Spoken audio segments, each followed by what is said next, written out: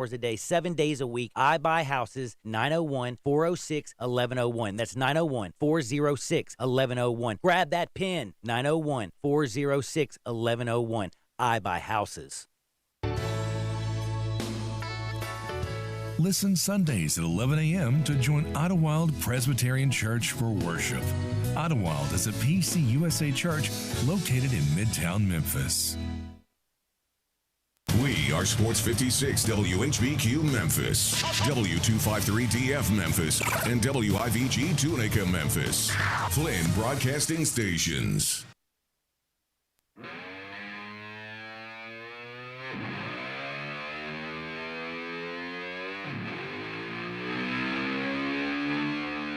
Welcome to Sports 56 Happy Hour with Johnny Radio on Sports 56, 96.1 and 98.5. Now, here's your host, Johnny Radio himself, John Harden.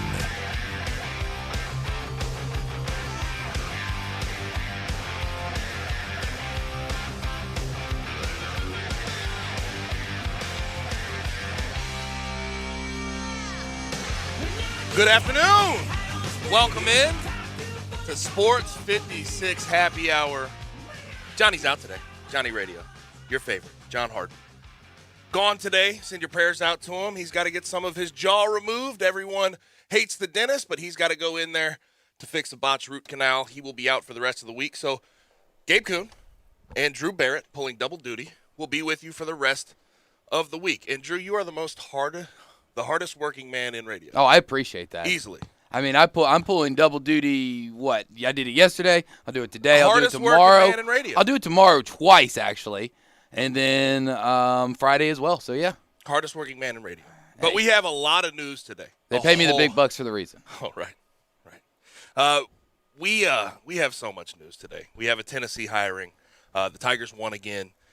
We still have some Grizzlies news to drop. And then the NFL. You got a lot of QB stuff going on. Aaron Rodgers, Jared Goff, Matt Stafford. They're all in the news. It's going to be a very busy offseason. Of course, we still have a Super Bowl coming up here in 2 weeks. But we're here in the Family Leisure Studios, where family and fun come together. 2120 Whitten Road, just north of I-40. Make sure you get to the early bird pool sale. Get it now and reserve your installation spot and beat the summer price increases. Today on the show, we have a whole bunch. We're going to open here, probably have some Tigers, and talk about the Tennessee hiring of Josh Heupel. That's right, UCF's coach, went 28-8 in 3 years there. He has been hired at Tennessee, right behind Jeremy Pruitt. Obviously, Danny White, the former UCF AD, got the job there, and this is his first decision, major decision, and it makes sense given that they're buddies. Now, also at 1:30, we're going to have Anthony Sane talk some Grizz and some NBA. 2 o'clock, Russell Copeland's going to join us. We have a lot of NFL to break down. Like I mentioned, the quarterback controversies that we're going to have with the Rams.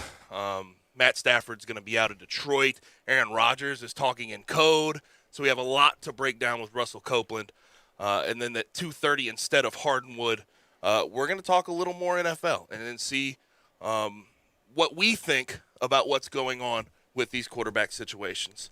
As always, make sure that you hit us up. Phone line, text line. Phone line, 901-360-8255. Text line, 67129. And then also social medias. Make sure you watch us live and message us at Sports56WHBQ on Twitter, Facebook, YouTube, Periscope, and Instagram. Before we get to the Tennessee coaching hire of Josh Heupel, we have to start with the Tigers last night getting a much-needed win. Tigers win 76-72 over SMU. SMU was without Tim Jankovich, their head coach. Great comeback, I will say. They were down by 13 at one point in the first half. Then they sort of turned it on and started playing much better offensively like they have been the past 3 games. And the one thing I noticed, Drew. What's that? Is Alex Lomax. He is not, and I've been very critical of Alex Lomax in the past because I think he's not the greatest offensive player. He's not a fantastic weapon. But at the same time, he goes and the team goes. No, yeah.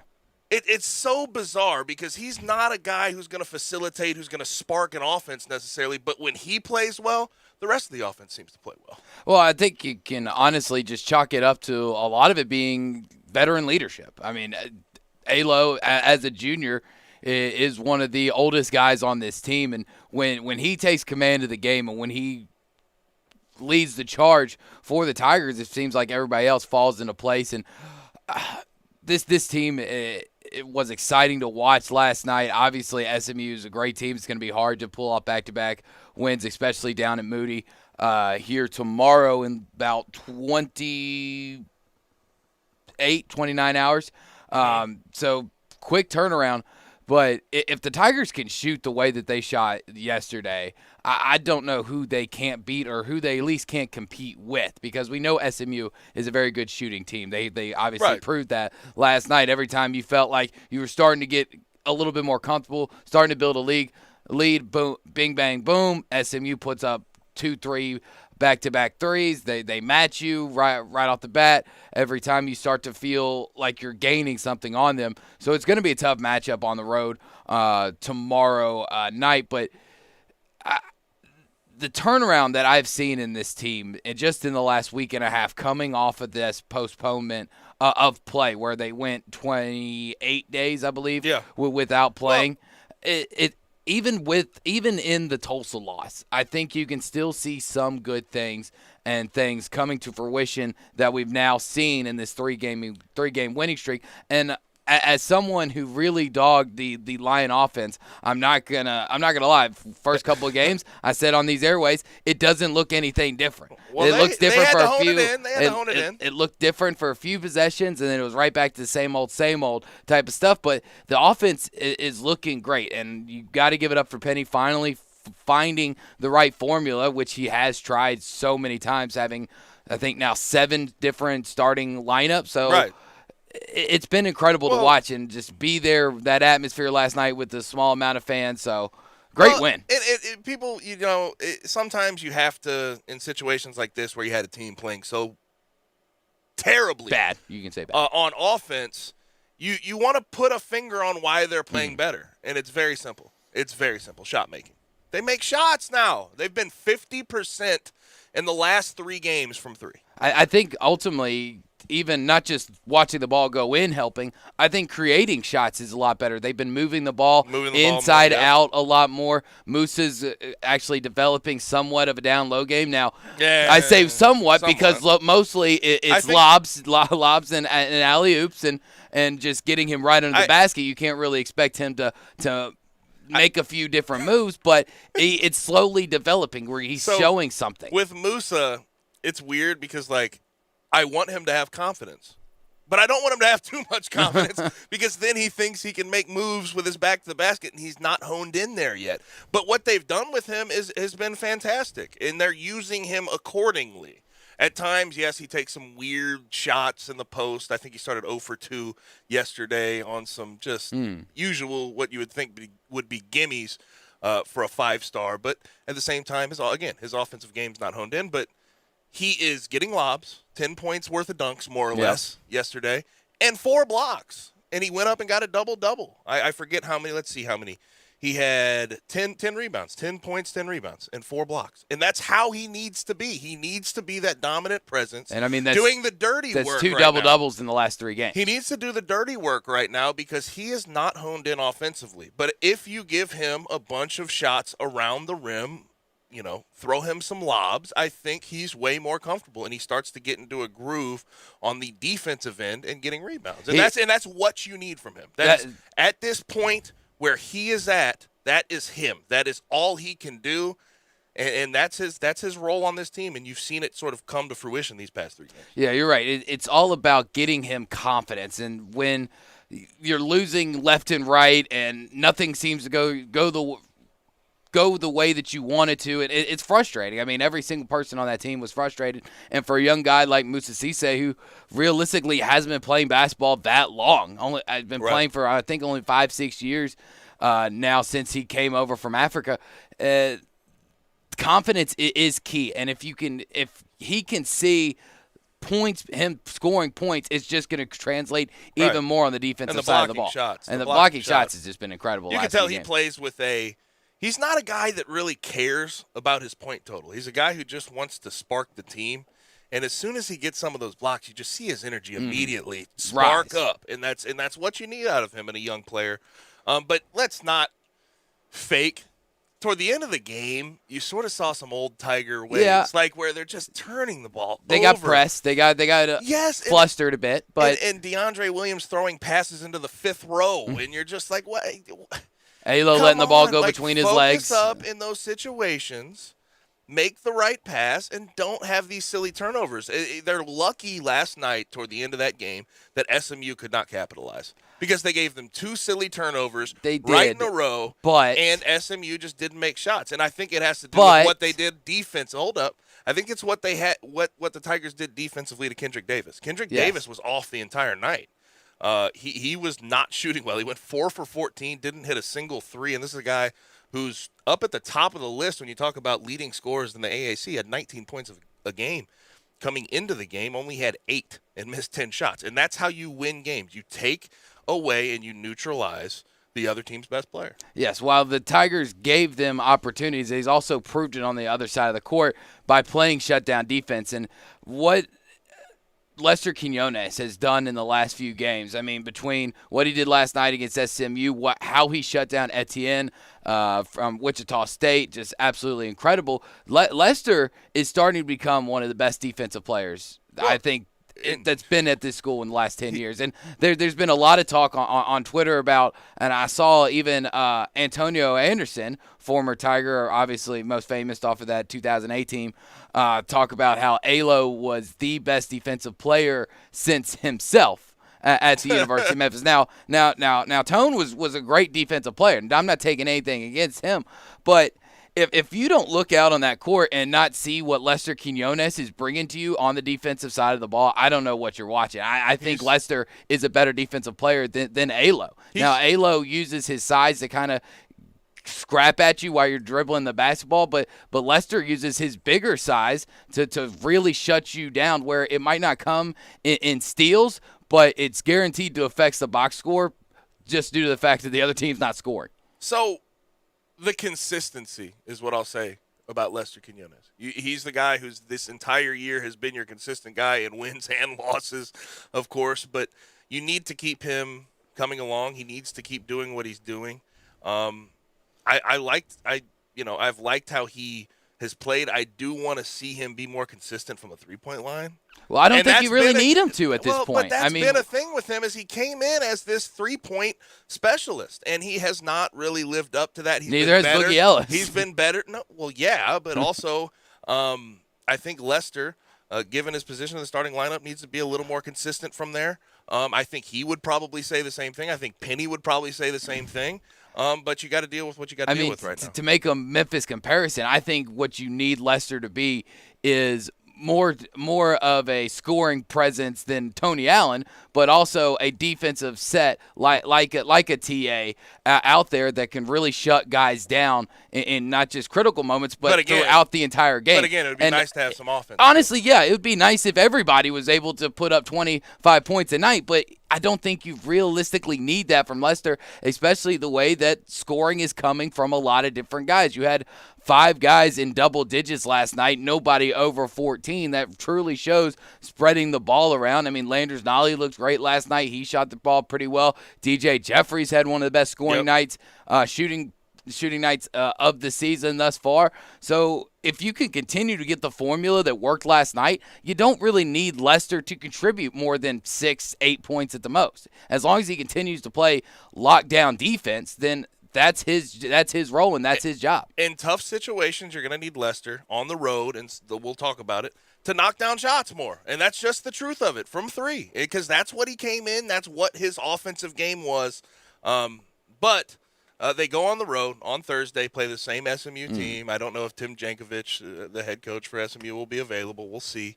But I think personally that one will say and tell us a lot more about where this team's at after these three straight wins. It will, just due to the fact that it's still a net one or quad one win with SMU's net rating, I believe, still at around 55. And it's on the road. Now, obviously, road basketball is not what it was in non-COVID-19 years, but it's still going to be it's still a difficult place to play, regardless how many people are in Moody Coliseum. So that one's going to really tell us, have we actually turned the page? Have we gotten everything set right? Is the line offense the right thing, the right way for this team to going forward? And is an actual 7-8 game win streak, which the Tigers are going to need to have any shot at being an at-large type of bid team. If you win on Thursday, I think it just gives you so much more confidence to where you could go in with an 8-game win streak going into Houston. It's a possibility, but the one thing I forgot to mention, and this has to do with Lester, Alex Lomax last night, and we'll move on after I get to this, but free throws have to get better. Oh, for sure. My guy shot 48%, 12 for 25 from the stripe, and it's just those are give me points, and eventually they're called free throws for a reason because they're free. With some of these, conference games, you're going to have to start to try to stretch this lead out and win by a little more, make it look good, and that's the way you do it. You just make a few more free throws. Shoot at least 70% from the line, and this team will actually comfortably win games. Gabe, bad free throw shooting and the University of Memphis men's basketball team has been a toxic marriage since I've been born, and probably goes back even longer than the mid-'90s. I mean, it's just if you're going to lose a game, it feels like it's always going to come down to free throw shooting, and it's always going to be that bugaboo for the Tigers team, regardless of who's playing. It seems like that free throws are always going to be the thing that costs you down the end. Right. Well, the Tigers took sole possession of second in the American Athletic Conference at 5-2 in conference. They have some games coming up that are very winnable. By the time you get to that Houston game, hopefully they're riding an 8-game win streak, but we'll have to see what they do on the road tomorrow against SMU. But enough of that. We got to get to Tennessee. And I want to know right now, Josh Heupel has been officially hired. He was 28-8 at UCF.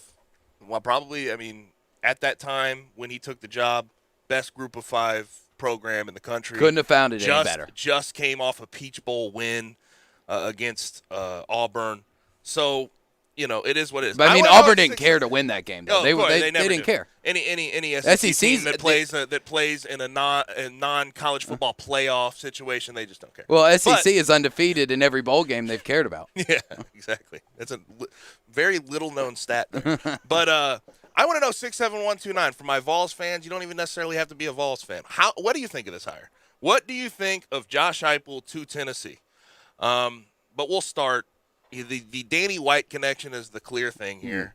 There's a reason he brought in Josh Heupel. Scott Frost, of course, was fantastic for those 2 years he was with UCF. Turned an 0-12 team to a 6-7 team, then to a 13-0 and Peach Bowl winning team. And then Josh Heupel took over, went to the Fiesta Bowl, lost, and sort of steadily declined. But this was the guy that Danny White fell in love with at UCF, and it looks like he's doing the guy that he hired. It seems like he's doing the same thing here at Tennessee. Yeah, honestly, with the NCAA violations, it's not a shocker that Danny White hired his former coach and Josh Heupel, just because you need some stability in that football program. And who does Danny White trust better than the guy that he's already had as his head football coach, a guy that he knows is going to do things the right way? It might not be the longest-term relationship in college football. I don't think that anybody should expect Josh Heupel to be at the University of Tennessee for 10-plus years, but it seems like in Danny White's mind, this is the guy to maybe not fully right the ship, but at least get the ship back in the dang ocean. Right. Yeah, the ship is on the beach, man. You can't go anywhere if the ship is on land. Josh Heupel can at least put it in the water in Danny White's mind. In his mind, but I'll say I'm just going to go ahead and say I didn't much like the hire. I'm not a big fan of it. Who would you realistically though? Who would you want? Again, I don't know who would have. Nobody. Taken the job. It's a terrible job. Who would be in the situation to take it? I'm almost surprised that Heupel took it in the situation he's in, where he's recruiting Florida. P5 money, baby. With all that speed at the Group of 5 level at UCF, but his offense, we know what to expect from it. It's very tempo-based. It's very early to 2010s, in my opinion. And I'm going to put it this way. We had two coaches that I really want to focus on here for the SEC that were offensive guys, and Mike Leach and Lane Kiffin. I really want to focus on Lane Kiffin because Lane Kiffin was successful. Very. And that's fair to say. Well, I mean, it normally takes the Pirate a year or two. I will say Lane Kiffin, if his offense, let's say his offense is a brand new 2021 Tahoe, right? Oh, the yeah. SUV, you know what a Oh, Tahoe yeah. is. Josh Heupel's got the 2012 version with 200,000 miles on it, and it's still stylish. It still runs, gets you from point A to point B, may win some games. But it's got to get an update soon. There's some duct tape on them leather seats. It's too tempo-based. It's not what we're used to in the SEC. And I'm not sure that tempo stuff, the lack of physicality up front is going to jive well in the SEC. It worked in the early 2010s. I'll say that. I think it can work, and I think the guy that you just brought up kind of shows that it can, that you can win spreading it out and going high-paced offense with Lane Kiffin. He's changed his style, and not to mention you don't think Josh Heupel can change around? He hasn't shown that he will. At UCF, those are the athletes he was recruiting. He was recruiting for his offense, and you don't think that Josh Heupel, at least for a year or two, can play a different style of offense? Did you watch him coach at Mizzou? It's the same thing. It's the exact same thing.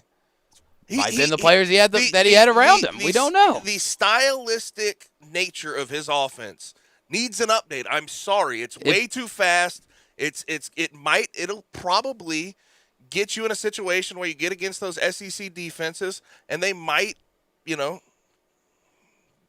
don't know how to explain it.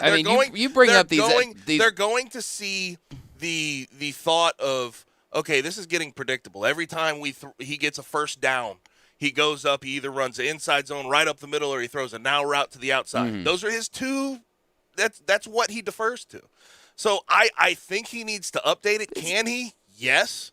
But I haven't seen him do that yet. I do not like his offensive style, the way that we're moving in the SEC right now. I'm going to defend Josh Heupel here. Oh, okay. And I think that you're just not giving the man enough credit. Now, obviously, he was basically running the same type of stuff that Scott Frost had set out at UCF, a formula that was working. Ain't broke, don't fix it. These are the type of athletes that him and Scott Frost before him had recruited to Central Florida. So it just makes sense that that's the offense you're going to run. Now, I think Josh Heupel got enough experience around college football and around coaching in general that he's going to have to figure out a new style of offense, at least for a few couple of years. But as far as the SEC defenses are going to figure it out and they're just going to destroy it, realistically, the SEC had two good defenses this year, Georgia and Alabama. That is it. I don't think anybody else really had that great of a defense. I don't think Florida's was outstanding. I don't think Auburn was outstanding. We know Ole Miss wasn't outstanding. I mean, if they had half a defense, they would have won a lot more ball games with that offense. And the other part of this and nobody really scares you on the defensive side of the ball besides Georgia and Alabama. The other part of this now you got to play those every year. But the other part of this is, yes, you do have to play those every single year. But talent-wise, it's a mass exodus. No one's going to be there. You're going to have to deal with recruiting violations. The talent's not going to be there, and running that offense without the pieces is just not the way to go. Which is why I think he's probably. I mean, Gabe, he's been on the job for less than 4 hours. Like I think he's going to take what he has, evaluate what he's going to get in the offseason, and figure out what he's got. I don't think he's gonna plug any old guy into that system that can't run that system. It was a consistent decline at UCF. I just don't understand the fascination with Josh Heupel. I don't get it. You go from 13-0 with Scott Frost next year, 12-1, yes, with the same players. You take over a Ferrari, you keep it a Ferrari. Honestly, though, I think, you had to replace a wheel because you went 12-1, you lost in the Fiesta Bowl. Then you go 10-3, then you go 6-4 this year, and they were very underwhelming. And I know he hired Randy Shannon for his defensive side of the ball. He's going to have to find somebody at Tennessee to be a defensive coordinator because that UCF defense was pitifully bad. Awful. It was. Terrible. We saw the Memphis game. Memphis ended up winning 50-49, right? You have a game where you scored 99 points in it. And if then this UCF offense is so predictable, Mr. Kuhn, then why did we at the University of Memphis give up 49 points? Do you think the defense this year here at Memphis was anything to write home about? I don't think it was anything to write home about, but I think that they stepped up when they needed to. Are we going to act as if the Memphis defense is just this fantastic group that's going to shut down a speed offense with Dylan Gabriel as quarterback? Is that something that you expected to happen? That's not something but if you're saying it's that easy to scheme against, I mean, the way you're explaining it is that any group of 11 guys, if they know what's coming, can stop it. And that's obviously not the case because they're still putting up 40-plus points week in and week out. I saw BYU in the bowl game sort of embarrass the hell out of UCF. UCF only could account for 23 points, and I know that BYU team was a solid team, but defensively I don't think anyone was, super excited about the group they had on the defensive side of the ball. But either way, we got to get to a break. Just trying to give Tennessee fans some hope, all right? They're really down.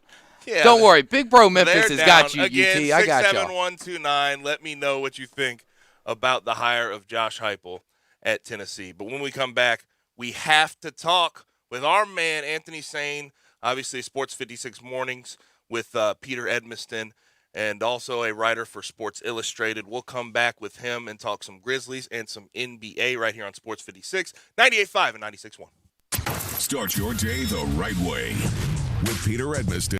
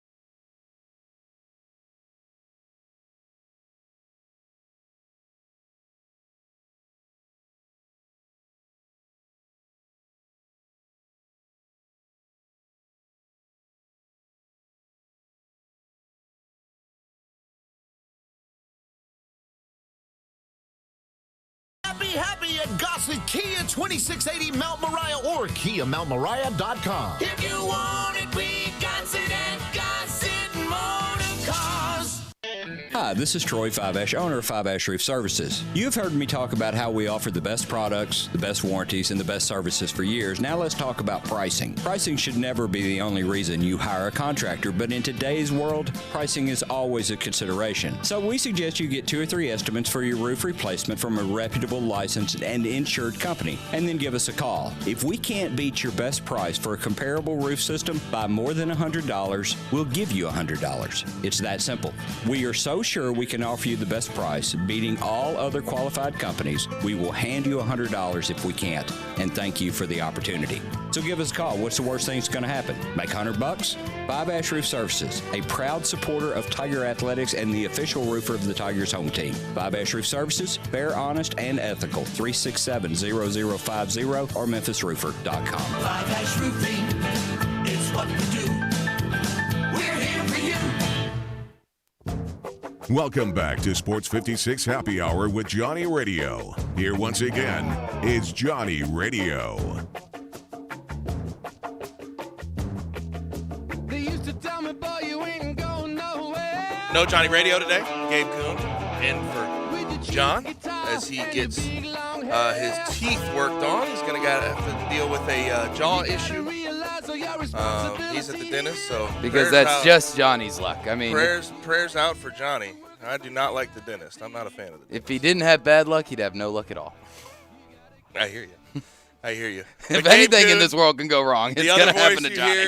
The other voice you hear, Drew Barrett, pulling double duty, co-hosting and producing the program as well. Again, Sports 56 Happy Hour. We're in the Family Leisure Studios. Family Fun come together. 2120 Whitten Road, just north of I-40. Our next guest, Anthony Sain. He is a co-host of the Sports 56 Mornings program with Peter Edmiston from 7 to 10. You hear him there. And also writes. So check out some of his writing. Anthony, what is the word? You can follow him at Sane Asylum on Twitter. Did I see you have another handle now on Twitter? Yeah, man. I try to stay busy. I'm up to 4 handles. Oh, my gosh. Are you running a burn account? Which one do you want us to what plug? Are you doing? Like, I see at this point. Well, my latest venture, the website, I'm still working on the website, even as we speak. It's NBASane.com. It's going to be the name of it. It's basically just some NBA commentary I'm doing, a lot of video stuff, mostly video stuff that I'm doing for the Grizzlies, of course, and, just the NBA in general. I've done this type of work for different affiliates and different outlets and all this type of things. And They come and go. And I just thought, hey, man, let me just eliminate some of these middlemen and just go back to my roots of independent journalism. And, I'm excited to get back into it. I hear you. So let's start here with the Grizzlies. Are they ever going to play again? What's going to go on here? The Spurs have had issues with COVID here recently, and that's the next game that they're supposed to play, and that's the next thing on the schedule. So I mean, when do you think? And I know you can't tell the future, but when do you think is the next time we'll actually see the Grizzlies in action?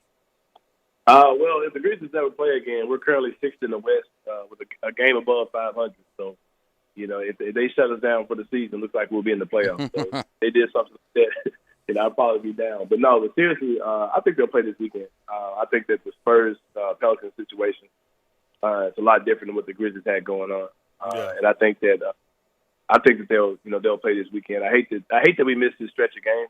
A lot of people, Grizzlies fans, are complaining, saying that the NBA is against us, and hey, this is all they're hating on us. They're moving up in the standings, though. Conspiracy theory. Yeah, I'm a conspiracy guy, but in this particular case, I'm not going to cry foul. I'm not going to cry for a conspiracy because I think this really helped the Grizzlies out. The more I've talked about it this week. No, but seriously, the more I thought about it this week, the more me and Peter talked about it. You're looking at a situation where other teams were forced to play shorthanded, and we didn't have to do that. Yeah. And basically told us, hey, get yourself together, and we can resume your games when you're 100%. They even gave us additional time because the Grizzlies hadn't practiced in a while, so they said, let's make sure you guys are healthy, and we'll play the games when we play the games. Other teams have to go out there and play shorthanded. I think we played somebody that was shorthanded because of COVID protocol. So the Grizzlies, they're in a situation where they could get rested up. Hopefully we'll see Jaren and Justice soon. And, it's an unfortunate situation for us as fans that we didn't get to see in the games and they happened in the middle of the guys' momentum, but hopefully everything can work out for the good. Yeah, hopefully. I think you're exactly right, Zane. I think it's helped out, especially long-term, it'll help out the Grizzlies, I think, as far as getting rest and getting back some of these players. But why won't the Grizzlies give us updates on Trey J and Winslow? Why do they feel like they got to keep us in the dark so much instead of just letting us know somewhat of a progress report? All right, let's not call him Trey J again. Let's okay. do that. He's got like 20 nicknames. I didn't think that I thought any of them would work. Jaren works. Jaren works. Best. Yeah, just call him Jaren. His mama call him Jaren. I'm going to call him okay. Jaren. Jaren and Justice. All right. Won't even use his last name.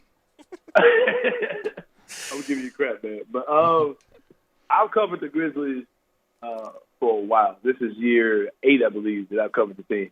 And no matter what whoever the specific members of the front office are, they've always been super weird about some of the weirdest things. And this is up there with it. This is something that they've done forever. They've always been strange about releasing information. I'm not really sure why they do it. I don't really get the benefit of it at all. Because all it does is really open up doors to guessing and assuming. And with with human beings, as we've seen in 2020, when you allow us to just have free thoughts, they just kind of say what's on our minds. It ain't a good thing. It tends to be, it tends to be negative stuff, really toxic stuff. So the fact that they're not saying anything about these guys, you start hearing that, well, Justice will probably never play a game for us. Jaren's foul, he's injury prone, and all these type of things come out. And I think because the Grizzlies aren't being transparent with the information. Right. I think this is a city and a fan base where if you just let people know what's going on, we'll understand and we'll adjust, and we're going to have our expectations up. But when you just kind of have people in limbo and you're not discussing what's going on with these guys, and they're not playing, but they're also running up and down the sideline and jumping up and down and looking more active than some of the guys on the court in warm-ups, and they're posted on Instagram, they shoot around, and, you had Ja dunking the ball and all those kind of things. It just gets kind of odd, and it's really unnecessary. I don't understand why the Grizzlies aren't more proactive as far as getting that information now. Of course, it's their right as the NBA team to handle things the way that they want to, but it just kind of gets discouraging as a fan and as a media member who covers the team that they're not more transparent with their information. And the one thing that I don't get about the non-transparency, it kind of feels like they don't want to admit that they might have failed on Justice Winslow, or that there is something more wrong with Jaren. Like, the city of Memphis and the Grizzlies fan base, I think we can take bad news. We've taken it pretty well in strides over the last years. I mean, I feel like for mostly we've lived through Cancun. We've lived through Hashim Thabit. What could be worse? I mean, like, at this point, just let us know, man. Like, we're good. You have to define handling it well, though, Drew. I'm sorry. Yeah, I get what you're saying, because our fans can be kind of ridiculous about things. But with that being said, man, like, we've seen worse than either of these situations can be. I mean, we know how good James, if we never see Justice, we never see Justice. He's on a contract where if they want to end his contract this year, it can be over and done with. It's Chandler Parsons situation where you're tied to this max contract for 3 years. I just don't get it. I mean, it just seems like they should be saying more about these guys. We don't need a daily update, but just explain to us why we haven't seen them. When you said that we would see Justice early in the season, and you're not hearing anything. Jaren has to speak to some guys with the undefeated in an article for us to get an update on Jaren's health. You know what I mean? Like, we should be hearing more from the organization. It is strange, but hopefully we can see both of those guys back and see what they add to the team. No question. We would all like to know more, but when it comes to COVID-19, I honestly, you don't have to tell me who has it. But at the same time, you feel like the media should be able to understand how many people have and how many people are in the only protocol, person that's been tied to everything it is Giannis Valanciunas. Yeah, so it's just been sort of a mystery why they've not been able to play to a certain extent, like who is the issue. But at the same time, we'll see what happens. But I know we talked about toxicity earlier, and I know that I always see you on Twitter battling Pelicans Twitter. It's always a fun. It's like it's a pastime of mine. At this point, at this point though, with the Pelicans, it's like a pastime because it's hilarious to see, especially considering you were sort of out front of seeing the Pelicans not being good in the early season this year. They're another team in the Western Conference, sort of similar to the Grizzlies in the fact that they have a bunch of young pieces that you have to see going forward, and you have to see what's going on with them.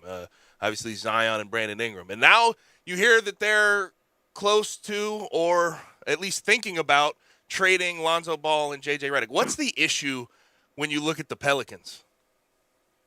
I think that the Pelicans' issue starts in the core. Their team is built around Brandon Ingram and Zion Williamson, and I think that those are two guys. I literally been saying this for over a year. Right. That those are two guys who are phenomenal players, but they operate in the same area of space, and they don't do the same thing. They don't have the same style of play, but they use the same parts of the court to do what they do. It's similar to what we saw in Memphis when Rudy Gay and Zach Randolph were here. They're two totally different players who have a different style of play, but they operate within the same space on the court.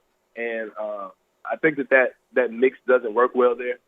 And when it comes down to chemistry, they have a horrible surrounding cast around those guys. I don't understand why the city of New Orleans is allergic to shooters. They talk about here in Memphis, where we have a lack of shooting, but they've had more opportunities. They've had Buddy Hield, who outside of this year is one of the better shooters in the NBA. He was part of that organization for a while. and now they've got J.J. Redick, who's probably one of the better shooters of all time. And they haven't figured out what to do with him. They got rid of Buddy Hield. You know what I mean? And but they got rid of Buddy Hield for DeMarcus Cousins. Yeah, or something they had going on. And then you're trying to get rid of J.J. Redick. I mean, yeah, he hasn't been great this year. No. I mean, but you're talking about J.J. Redick. Right. He's probably one of the best shooters of all time. He hasn't figured out. I mean, that's a life for dude. Yeah, but there's like I said, maybe something with this team. Yeah. I don't. The thing I feel like I see is you mentioned Brandon Ingram and Zion working in the same area of space, and it doesn't seem like they're facilitating guys. You look at Lonzo and you look at Eric Bledsoe are able to do what they're fully capable of because they're sort of defaulting to those guys. And I think that it's a team makeup thing, but you sort of wonder what could actually help when you have those two guys working in the same area of space. Yeah, that team should be better than this, man. They traded Drew Holiday for Eric Bledsoe, who's a great value version of Drew, and just a horrible fit. And yes, they traded him for the draft picks, but you still got to put that player on the court in the meantime. Right. And Drew Bledsoe has a horrible contract. I think they could have got something better for Drew Holiday, even though Bledsoe's one of the better on-ball defenders in the league. I think that you probably could have gotten a better asset that fits what you're actually trying to do and fits actually something that's conducive to winning and not Eric Bledsoe. I think that Lonzo Ball is the guy that they should be holding on to instead of trying to move off of him. You should keep guys like him, Ingram, and Zion together if that's what you're going to do. But keeping Bledsoe and moving off of Ball, I don't feel sorry for the Pelicans and the things that they're doing because they're building that roster horribly wrong. And I enjoy talking crap to their fans. I enjoy it too. They can find me on Twitter at Sane Asylum, but they know the they know where you're at now, right? Yeah. At NBA Sane, yeah, you can find me there. You can get your smoke. Yeah. Saying as far as some teams that are below the Grizzlies in standing right now, kind of for one, I guess maybe a little puzzling why they're still under 500. Houston, though, you can understand it. Who's going to turn it around faster? Do you think Dallas will figure it out or Houston will figure it out and make that playoff push? I think Dallas definitely will. They'll get it together. Mark Cuban is, he's got a long season ahead of him. He'll make the tweaks he needs to get that team together. Plus, you got one of the best players in the NBA, period, Luka Doncic, at the helm. I'm still in debate about whether he's actually 21 years old, but that's not for today. But Dallas is a great team, man, and they'll figure it out. That Houston team is probably, whenever you make a trade there early in the season, it takes time for guys to gel, especially when you didn't have any type of training camp. And that Houston team literally did a reset. They're a totally different team than what they were last year. So you'll have to see how that pans out. See what they do with a guy like Eric Gordon, who may want out at this point. Who they may get some draft capital for. So they'll probably figure it out. But I think both of those things would be good. But Dallas, of course, I think would be better. Absolutely. He is Anthony Sane at Sane Asylum on Twitter. At NBA Sane is his new handle. Obviously hosts, Sports 56 Mornings with Peter Edmondson at 7 to 10. You hear him every day on here. Sane, I appreciate you joining us. I appreciate you guys, man. Y'all take it easy. I appreciate it, Sane. Be easy, Sane. Anthony Sane. We're going to come back and probably get back to this Tennessee hire because I have a bone to pick with Drew. I really do. What did I do? You're taking up for Josh Heupel. I am taking up for Tennessee. They need it. They need my support. They absolutely need it right now. But we have to have a conversation. Big shoulders, man. Big on shoulders. The other side. I'm here. And also, Memphis has agreed to have a home with a team. We'll talk about that on the other side. Sports 56, 98.5, 96.1. Same great shows. We welcome you back to Sports 56 Middays. What's up? It's Sports 56 Happy Hour. A new spot on the FM dial. Check out Sports 56 on our new FM home at 98.5. Mid-South, there's never been a better time to buy than right now now at Gossett Kia on Covington Pike. So start your new year in a new ride like 2021 Kia Forte, $142 a month lease. The all-new 2021 Kia Soul, completely redesigned exterior and interior, yours for $148 a month lease. Plus the sporty midsize sedan 2021 Kia K5, $182 a month lease. All 36 months, $31.49 due at signing. Plus Kia's 10-year, 100,000-mile powertrain limited warranty. So hurry to Gossett Kia Covington Pike. Online, KiaCovingtonPike.com. Ask for Bobby J. He'll put you in a Kia today. If you want it, we got it at Gossett Motor Cars. All 36-month leases, $31.49 due at signing, 0 security deposit, $650 acquisition fee, 10,000 miles per year, 20 cents excess mileage. Forte ME296,274, MSRP $20,625. Soul M7755,682, MSRP $20,315. K5 MG 003199, MSRP $25,725. Includes all manufacturer rebates and incentives. PF $695. Excludes tax title and license with approved credit. Warranty is a limited powertrain warranty. See Kia.com or retailer for details. Offer valid through 1/31/21. Dealer stock only. Brian Elder's Roofing Solutions. 2021 is finally here. Might I suggest we start the wonderful new year with a makeover for your beautiful house. I'm Brian Elder. I'm a roofer.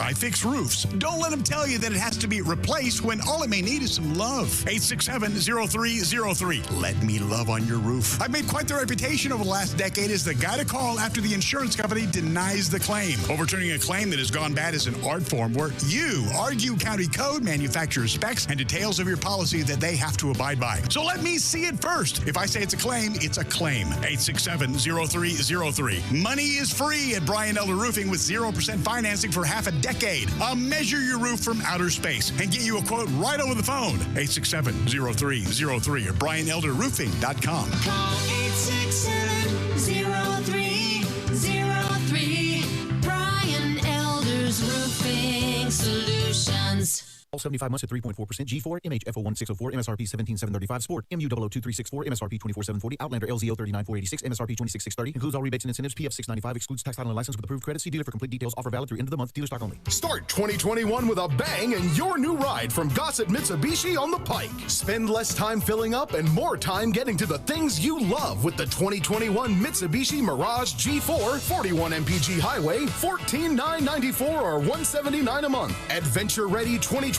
Outlander Sport, $19,673 or $239 a month. And Gossett Mitsubishi has the feature-filled family SUV 2020 Mitsubishi Outlander, $21,643 or $269 a month. Not leases, you own them. Plus, you get Mitsubishi's 10-year, 100,000-mile powertrain limited warranty. That's Gossett Mitsubishi, 1870 Covington Pike, or shop online at memphismitsubishi.com. If you want it, we got it at Gossett Motor Cars. It's Time Memphis. Tune in to Fox Sports Southeast and watch your Next Gen Grizzlies Saturday, January 30th at 7:30 p.m. when they take on the San Antonio Spurs, presented by FanDuel Sportsbook. Check out Grizzlies.com for more information. Welcome back to Sports 56 Happy Hour with Johnny Radio. Here once again is Johnny Radio.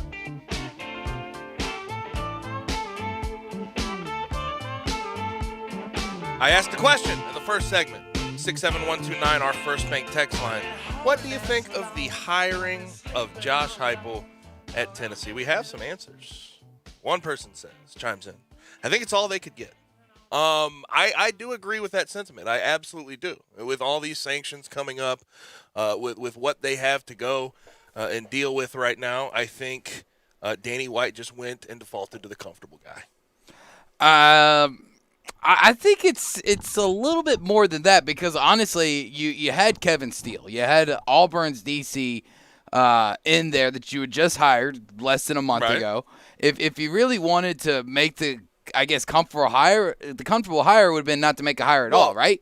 Well, but Danny White himself, yes, it's comfortable for Danny White. Danny White got hired last week. Yes, so it's a comfortable hire for Danny White himself. That's what I'm saying. For himself, yes. But I think that there could have been, I guess, less done, actually. My question the entire time is when Kevin Steele got hired, and we know what happened with all the boosters trying to get him the job at Auburn and how it was sort of an inside job. It was a coup attempt, more or less. Like, I wondered who in the world made that hire in that situation. It couldn't have been Jeremy Pruitt. No, right? They were supposed to be on a hiring freeze. Yes, and he came in. The natural thought for me is if Phil Fulmer's stepping down, they're going to get a new AD. He'll probably be the guy they bring in for the next couple of years. I wonder who made that hire at that time. At the time, it would have to be Jeremy Pruitt or Phil Fulmer, right? I mean, those are the chain of commands, the people that hire guys. Do you buy? Well, they were supposed to be on a hiring freeze. They were supposed to be, so but you almost wonder if it's from higher up. But I don't want to get into that fully. So, I mean, 'cause I don't know how much Madam Chancellor at UT really is involved in hiring coaches. I'm curious. I'll just say that. I'm very curious because it doesn't seem like a hire that Jeremy Pruitt would make. It's a thinker. When you think about what Kevin Steele just got done doing at Auburn. Another text comes in. They couldn't get anybody to take it with sanctions looming. It's the best we could have done. Same reason Peyton Manning didn't go to Ole Miss because of sanctions. Yeah. Very true. It's Very hard. true. It's hard to hit a home run with one hand or two hands tied behind your back. It's pretty hard to hit a home run in a coaching hire when the guy's going to come in and have his hands tied behind his back. It's just it just is what it is, and I think it could have been a heck of a lot worse than Josh Heupel. Yeah, I'll take I think your point Josh on Heupel was that. I the agree best with of a worse situation. But at the same time, it's hard for me to believe based on what he did at UCF that he's a guy that's on the up and up and he should be in these positions to get these jobs. I wonder who turned them down beforehand. I'm sure every single person or if he they was asked. right at the top of the list, or if he Doubt was it. 5, 6, 7, moving He down. might have been closer to the top of the list just due to the Danny White being But you have a lot having hired him before. You have a lot of coaches with ties. I mean, Billy Napier has ties to Tennessee. You have Jamie Chadwell with ties to Tennessee. And these are guys that have been fantastic and turned their programs around to brands. Whereas Heupel took over a Ferrari and sort of, I don't know, rode it till the wheels fall off. But the thing is, the guys that you just mentioned, I don't think their fan base would be kind of okay or kind of excited with that they left today. For some reason, I keep seeing on Twitter. Now, I don't follow a lot of Central Florida people because, let's face it, they're the worst people on the face of the earth and never want to go back to Orlando again and have to see any of those Central Florida fans ever again. Different story for a different day. But they seem almost excited from reports that you see. I'm telling you. That is a little concerning, but that could also be why Josh Heupel took the job, was because he felt like he was getting slighted from his own fan base at Central Florida, was doing the best that he could in these troubling times that is COVID-19.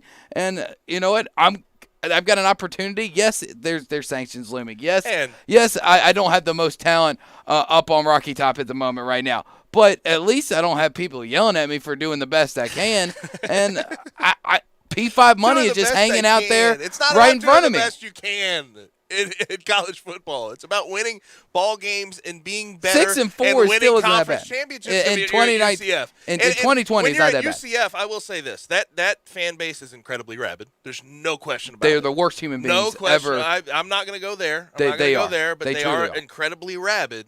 And You were on the field. You never had to be in the stands with them, okay? I had to hear them. Come on. Now. Yeah, but you were next to them. I will say that I think, part of that is being a little bit spoiled from Scott Frost. You go from 0-12 to 6-7. I don't know how spoiled 13-0. you can really get over 3 years.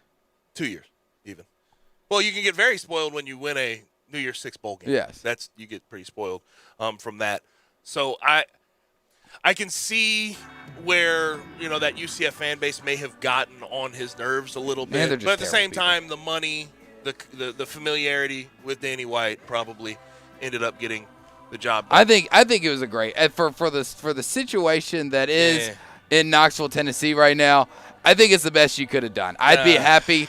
I know it's terrible to sit here and listen to me tell all you Tennessee fans that, hey, you got to have patience. You got to get through this. There's light at the end of the tunnel.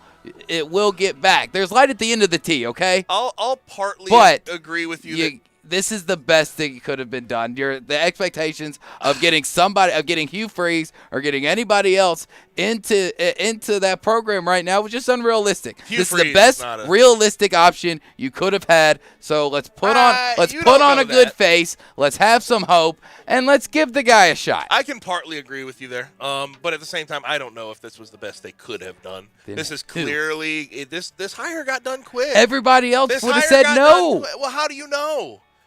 Was there reports that said that somebody else said no? Did Jamie Chadwell say no? Did Tony Elliott say no? Did all these guys say no? Or did Danny White just immediately get hired and say, you know what, Josh Heupel, let's go for it right now? I'm bringing it along. That just seems like what it was to me. But we will see what happens. I'm not very high on the hire, but I still want to hear from you. 67129. What do you feel about the hire? On the other side, we have a serious conversation to have with Russell Copeland, obviously former Tiger, former Bill. His Bills just got knocked out. We'll have a conversation about that, the Super Bowl, a lot more things coming up in Hour 2, QB Talk. Have a lot to get to with Russell Copeland right here on Sports 56, 98.5, 96.1.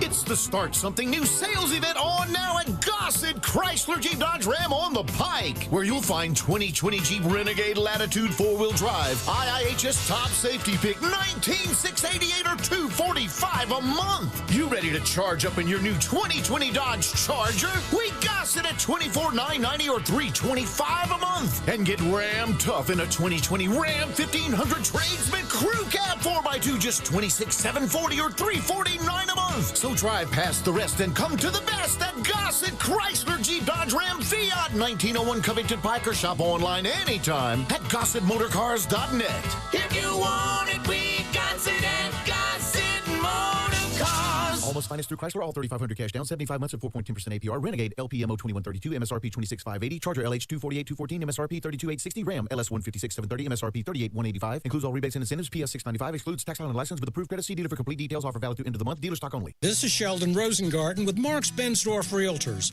When I talk to people about selling their homes or buying one, my motto is stick to your game plan. I learned this from my friend Coach Terry Tippett. Coach, you didn't go into a game without having a plan, did you? No, Sheldon. Having a plan was critical to the success of all my teams. That's right, Coach. Sticking to your game plan helped you win 4 state championships. That's wrong, Sheldon. It was 6, just like the number of shots you make on a par 3. Well, Coach, we've played golf together. What advice can you give me about my game? You probably need to stick to real estate, as you're much better at doing that. Or perhaps bowling. Great advice about real estate, not bowling. And as I always tell people, if they're thinking of selling their home, talk to 2 to 3 real estate brokers and let me be one of them. As they often say, when you want the job done, Coach, who should they call? Sheldon, of course. You can reach me at 682-1868 or MemphisRelocate.com. That's 682-1868 or MemphisRelocate.com. Hey, I heard that you just got a new car. Yes, I sure did, and I could not believe how simple it was. Really? Tell me what happened. I bought my car at Cars Inc. They are family owned, and the choices of cars were the best I've ever seen. They even said they could price match with anyone and help me with whatever financing I needed. Wow, it does sound like they know what they are doing. Their family has been in the car business for over 30 years, and they're excited about being in Memphis. Where are they? 5095 Cummington Way, and their phone number is 901-623-7180. The success of Janet's meal prep business is keeping her from keeping up with customer appetites. Paleo Prep Meals, this is Janet. Yep, you just reheat, but we actually have a wait list currently. Oh, can you hold on one sec? She needs to hire. I need Indeed. Indeed you do. The moment you sponsor a job on Indeed, you get a short list of quality candidates from our resume database. Indeed delivers 2.5 times more hires than the other branded job sites combined, according to Breezy HR 2019. Visit Indeed.com/credit and get a $75 credit for your first job post. Terms and conditions apply.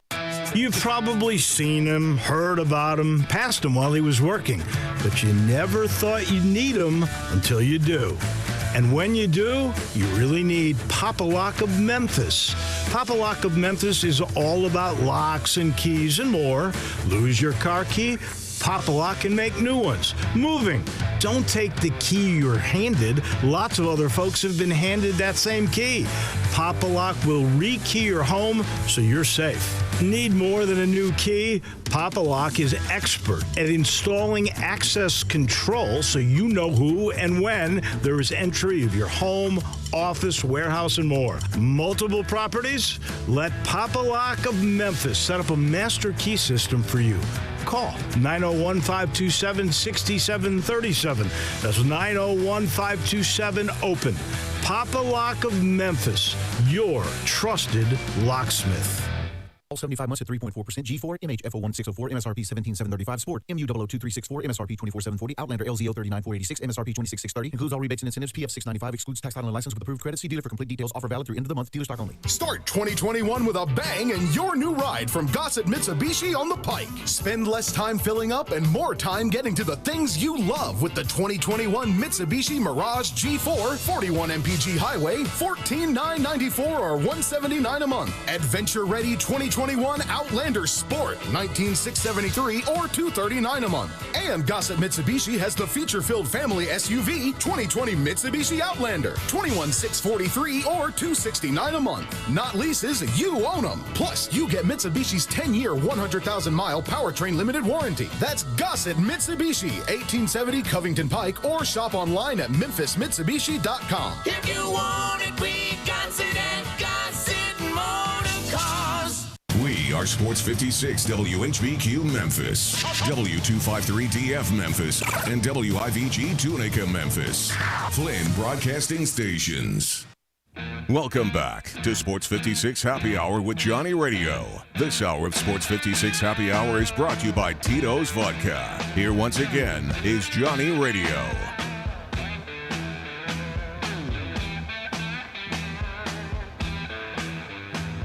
Welcome back in. Sports 56 Happy Hour. Normally, Johnny Radio is with you, but it is Gabe Kuhn today. And pulling double duty, the hardest working man in radio, Drew Barrett, is producing and co-hosting the program today. That definitely is not an understatement. Just want everybody to know. You really think you're the hardest working man? For I think sure. I work pretty hard too, man. But no, you are. I was about to say, man. I'm pulling double duty twice tomorrow. I pulled double duty 4 times this week, 3 times last week. I mean, I'm not complaining. I love it. I love it. The more work I don't want to sound like I'm complaining. Eli over there, I'm not complaining. Don't come in here and try to take it away from me. No, I'm very excited. I'm happy to be here.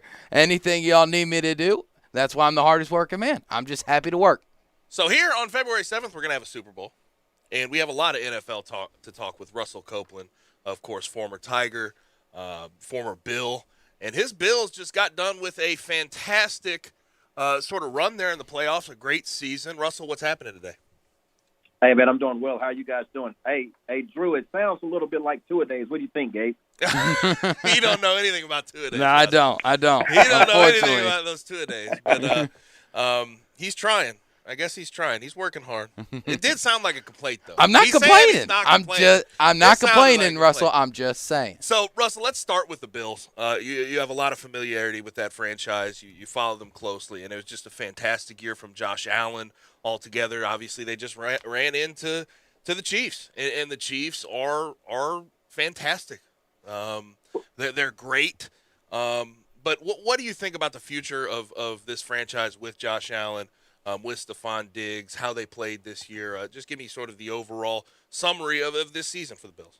I think definitely they have the pieces in place to be able to compete in the AFC East and win conference or division championships and get into the playoffs. But I think to get them over the edge, so to speak, to be able to beat right now the big dogs, and that's Patrick Mahomes and the Chiefs, I think they have to draft a running back. And where I'm thinking of that, I would love to see them get Najee Harris from Alabama. They need to get a consistent running game to be able to mix in with Devin Singletary and Zach Moss, because when I looked at them in the playoffs for the last couple of weeks, I think it was just one dose, and it was Josh Allen throwing the football 40, almost 50 times. And when you get into the playoffs, you simply can't be one-dimensional. And we saw that not only against the Kansas City Chiefs, but you saw them the week before where they struggled against a Baltimore Ravens team not running the football, and that game was pretty much tied, 10-3 until Lamar Jackson throws the interception, and that still was the only score from the offense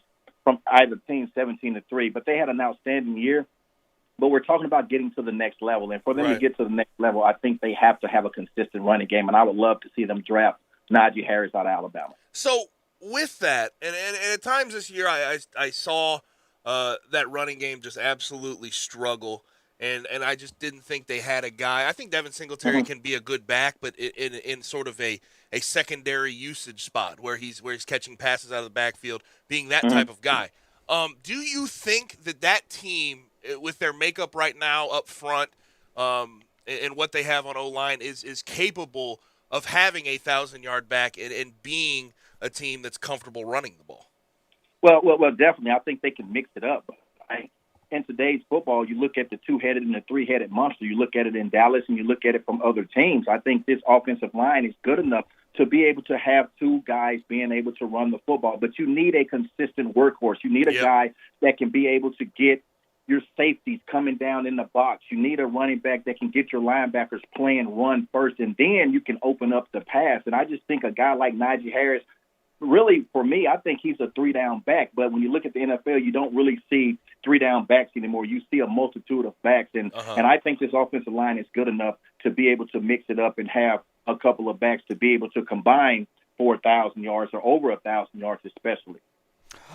Russell, from the other losing team from the weekend in Green Bay, and obviously Matt LaFleur is catching a lot of flack for listening to analytics and everything like that.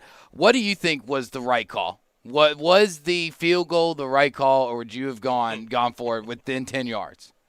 Absolutely was the wrong call, and I'll get into the Tampa Bay Buccaneers, taking advantage of the mistakes by the Packers. But when you asked me and I looked at that game, I think the Green Bay Packers lost the football game, because anytime that you get 3 turnovers in the second half that Tom Brady committed and you only get 6 points, that is a problem when you have arguably the best talent at quarterback position in Aaron Rodgers. And when you get to the goal line and you have an opportunity to tie the football game, I think on third down, I think Aaron Rodgers should have ran the football to the pylon to see if he could have gotten in.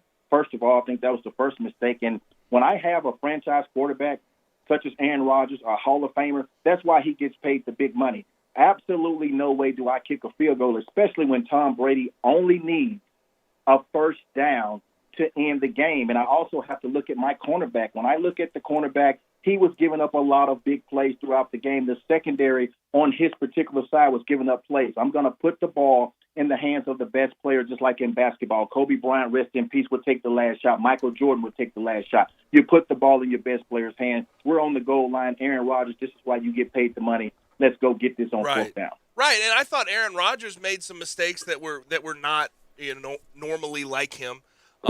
But then after the game, he even said he didn't agree with the decision. And Aaron Rodgers, I think this year more than any other year in his career, he's been more outspoken about how he feels. He's vocal. He goes on the Pat McAfee show every week and just sort of drops bombs from the draft to the end of the season. He's let us know what's on his mind. Exactly, and he's been very open. And then I think later after that game, he said he doesn't know what the future holds. He thinks he'll be back, but the NFL is uncertain. Then he had his weekly spot there with Pat McAfee, and I sort of wonder what he's trying to send out. Is he sending coded messages right now to see if other teams would be interested in going to try to acquire him for whatever the price is?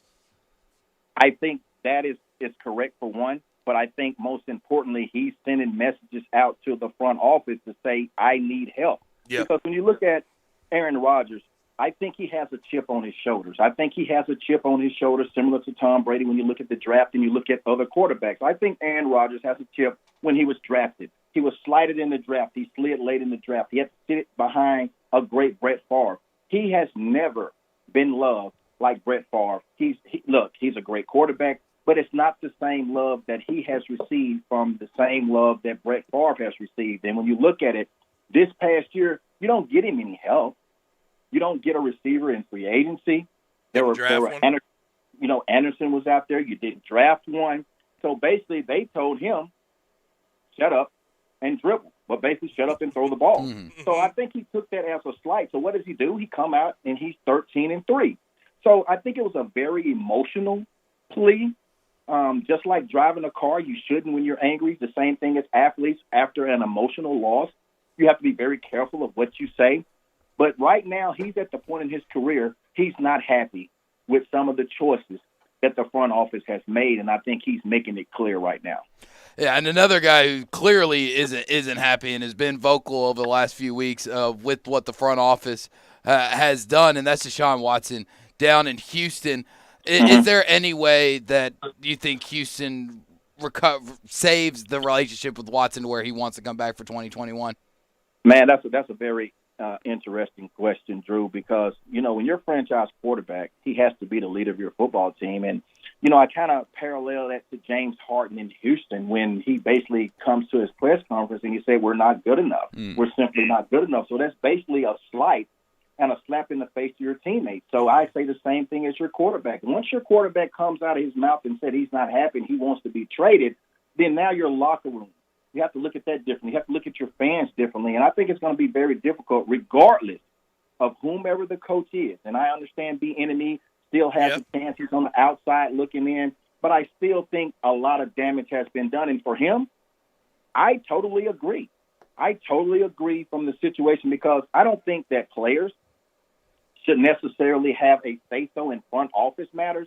But when you come to me as a franchise quarterback and as a man and you tell me that I'm going to be able to sit down and listen and have a say-so kind of who you hire from a general manager standpoint and you lie to me and you do not do it, and then we have an outside committee that's paid to be able to sit down and use their expertise and for us hiring a general manager and it doesn't happen, and you look at the history with the Houston Texans as far as their contracts, as far as their trades and trading Hopkins, I think absolutely he definitely does not have confidence in this franchise. And if he says he wants to leave, I think they should do like Houston did in basketball, and I think they should try to move him. Right, and I was wondering from the beginning of this, Russell, what was the Texans front office trying to do? Right? You give this man $39 million a year, and then you don't listen to him when it comes to a GM hire or a coaching hire. Now, I was wondering about this, and this is sort of an abstract, interesting question. If the Texans do indeed, Nick Caserio, that front office, decide, hey, you know what, we're going to hire Eric Bieniemy, and then Deshaun Watson still says, okay, I'm wanting out, I want to force myself out, do you think the narrative switches and starts to hurt Deshaun Watson? Well, I don't think it hurts him because in his mind, if he says that he wants out, he's going to have to stand on that, and that's what I just alluded to. I said it doesn't matter who they hire. Right. Because my point is a lot of damage has been done, and I'm talking about from your teammates. And you look at J.J. Watts, this team is almost in a rebuilding stage, and we looked at Deshaun Watson from an offensive line standpoint. He reminds me of Russell Wilson early in his career. He's running for his life. He's already had a major knee damage since he's been in the NFL. He had one in college. And so he's looking at where is this team going? And let's just think about something for a minute. Do you think that a franchise quarterback such as Joe Montana and you trade Jerry Rice, how would he feel? Mm-hmm. You trade his top option. Yep. And he didn't say anything because he wanted to be political and he wanted to get his money. He wanted to get his contract. But at the end of the day, you're talking about two friends, went to the same college. They have an outstanding chemistry.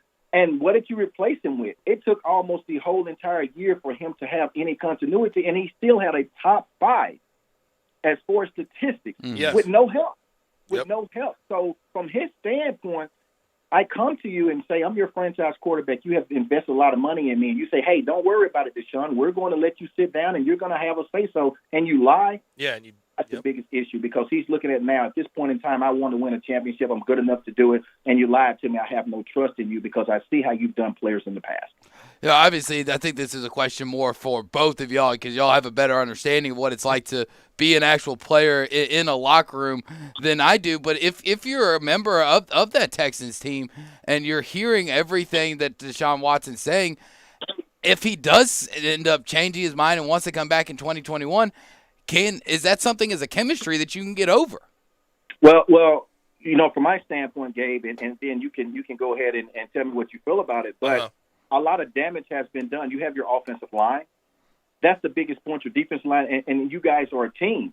So if a player that's your leader basically is telling you he doesn't feel confident going to war with you, he don't think you're good enough, then that's a major issue for me. And I think that's the same thing that we saw with the Philadelphia Eagles as far as Doug Peterson, as far as some things that he did. I think he lost his locker room. And anytime a player or a coach loses the locker room, you have major issues, and I think you have to move on from that player or either that coach. Right, and I'm not trying to necessarily disagree, but I think the other side of that coin is I think the players around him understand his angst and why he's angry with the franchise and why he wants out.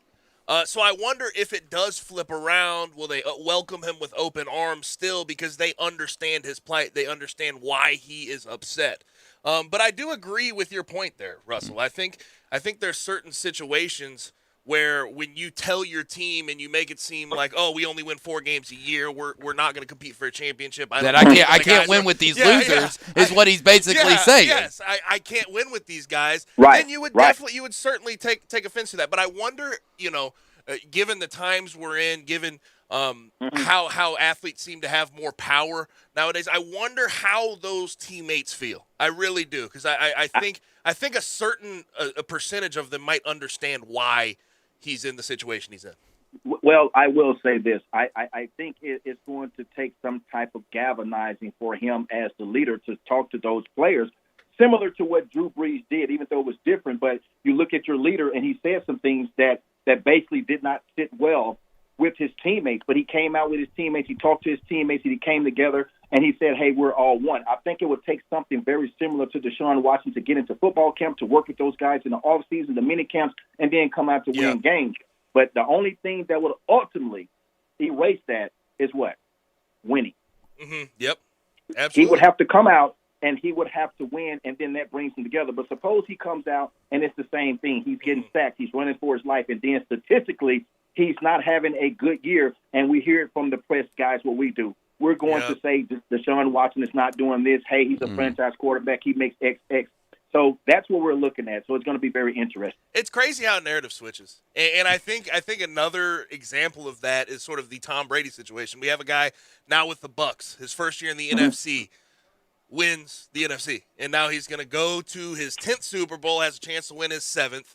And there's a lot of talk. And the narrative was always, what can Brady do without Belichick? What can be done? Well, now we see it. And I know that he's got a lot of talent around him. And then you have Tom Brady Sr. coming out yesterday and sort of talking about Bill Belichick and saying, oh, well, I think he's on the hot seat. Now, I don't think he's on the hot seat by any stretch of the imagination. But if I'm breaking Super Bowl. But if I'm breaking down the BS from Tom Brady Sr. here, I'm seeing that he's sort of saying he never gave his son, Tom Brady, the credit he deserved. He never tried to pay him. He never wanted him to be the sort of larger-than-life figure that's above the team, when in reality, he is that guy. That's right, absolutely. You're hitting it right on the head. You're hitting the nail on the head, because when I look at it from Bill Belichick as a general manager, and you look at all three, Kraft, Bill Belichick, and Tom Brady, what they have been able to do for the past 18 years since Tom Brady has been the starter and Bill Belichick has been the coach, it's just been phenomenal. You look at 9 Super Bowls, 6 wins. You look at the force the AFC appearing 8 straight times from 2011 to 19. We understand that. But when you look at Bill Belichick as far as the relationship and as far as we say, giving the props to Tom Brady, I think he was already looking for the predecessor from 2014. And I think in 2014, when you draft Jimmy Garoppolo in the second round, the 30th pick from Eastern Illinois, I think that changed the relationship between Tom Brady and Bill. When you look at 2017, Bill Belichick was furious. He was furious with Kraft for letting the predecessor, Jimmy G, go in a trade. So I think that started a lot in 2014. Now you look at it, it was not a good divorce. And despite all the success, you have to tip your cap, because they were able to come together and steal a lot of games from 2014. And I understand what Senior is talking about, is that, hey, man, my son is doing what you, maybe not what you said, but pretty much how you reacted as far as drafting other people. So I understand that. But Tom Brady has done a phenomenal job, and he has proven the critics wrong, including myself. I did not think that they would go to the Super Bowl. I thought they would be an outstanding team once the team got together toward the end of the year. But that just shows how important he is, not only from a leadership standpoint, but at 43 years of age, he's not playing like 2006 Tom Brady, but he makes enough great plays to keep them in a football game. Russell, on the other side of Super Bowl 55, you got obviously Patrick Mahomes and Andy Reid of the Chiefs, and now this is the 3rd Super Bowl in Andy Reid's career that he will be coaching in, obviously 1-1, but has done just such a phenomenal job, not just with the Chiefs the last few years, but with the Eagles back in the early 2000s. Would you say Andy Reid is the second-best coach of this young 21st century through the first 21 years of this century? Man, Andy Reid is definitely up there, and I think he definitely is behind Bill Belichick, and I think he had to get the monkey off his back, so to speak, because when he was with the Eagles, he was very similar to the Buffalo Bills. in the Super Bowls, but he was losing championships. And I think the change of scenery was good for him. And since now he has a resurgence as far as him coaching, he has an outstanding team, an outstanding staff, and now he's back in the back. The narrative changes, and right now you have to look at his body of work. He's an outstanding coach, and honestly, he has a chance to win this game to for us to say that he is in a dynasty at Kansas City. So before I ask about these quarterbacks, I was about to ask about these quarterbacks, but Drew brought up the Chiefs, and we talked about Eric Bieniemy to the Texans earlier, and it just doesn't. It seems like he's on the outside looking in. He seems like a guy who the past few years would be just a layup for some of these teams with young quarterbacks that they want to succeed in the NFL. You would think. What do you think has been the holdup with Eric Bieniemy as a head coach? Gabe, honestly, I don't know if we have enough time right. to take our conversation to something different.